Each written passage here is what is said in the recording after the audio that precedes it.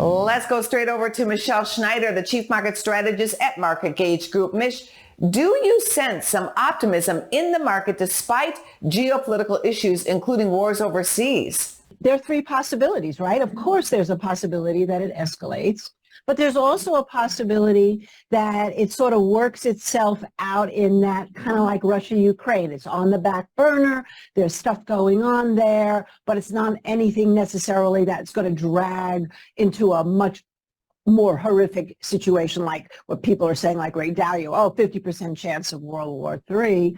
And then there's also a chance that it actually resolves. And that's the rub, because you see so much information coming at you that it's really hard to know what's real, what isn't real. And the market is taking the stance of optimism. And there's a few other reasons for that right now. Number one is seasonally, fourth quarter generally is a positive one. Secondly, we have a presidential election year coming up, which is also historically a positive one. But if we just look at it from a technical standpoint, we have managed to hold some critical areas of support. Just looking at the indices alone, that 420 or 4200 in SPY being the classic one, but even small caps. Right now, the fact that we've had IWM holding that 80-month moving average, which Ange on this show and all over the place I've talked about, it's holding there. It looked like it was going to break last week. It didn't. Now it's getting a pop.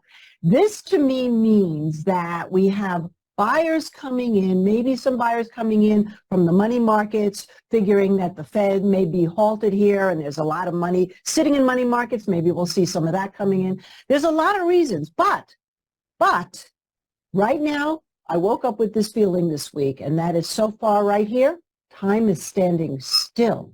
And that could be the best thing of all, but it could also be the worst thing. It's premature. What's your trade of the day for us? Well, there's a lot, talk about controversy. There was a whole thing that came out early in the week that BlackRock was able to get their ETF passed for Bitcoin, and then it was denied. It's under review. And we talked about coin, I think, last time. So I always like to follow up as opposed to giving more and more trades.